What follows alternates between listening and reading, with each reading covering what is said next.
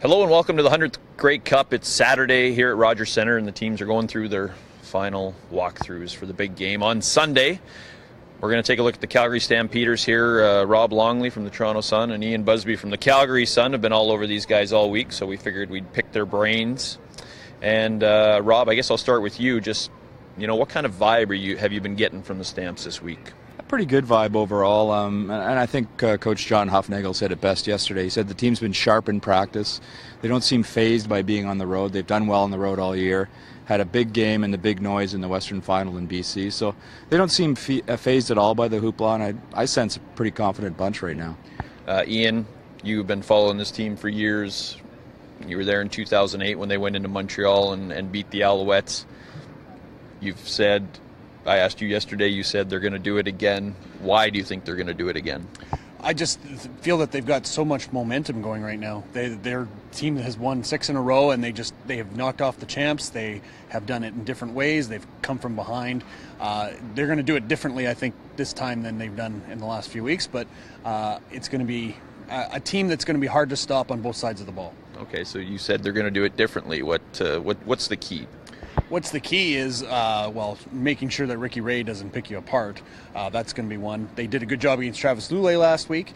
They're going to have to do again with Ricky Ray, and they're going to have to stretch deep and maybe take some underneath stuff. I think Nick Lewis might have a big game in this because he hasn't been doing anything for the last few weeks. I sense that he steps up for big games. He always said that he was never going to be voted most outstanding player in this league, but Grey Cup MVPs are what he goes for. So this is his time to shine. There you go. Yeah, I think I agree with a lot with what Ian said. I mean, the offense is so dangerous right now, and we've seen Maurice Price have a huge role the last 4 or 5 games. If the Argos try to focus on him, look out for Nick Lewis, and that's the thing about the Stamps offense right now. They can go any which way, and I think they're going to be very tough to defend. And a huge storyline, of course, for Calgary is quarterback Kevin Glenn, who's back in Toronto, playing in the Grey Cup that he did not get to play in 2007.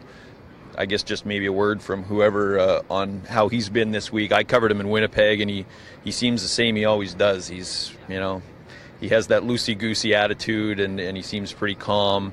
I don't know how he's going to be on Sunday, but Ian, you've been with him all year.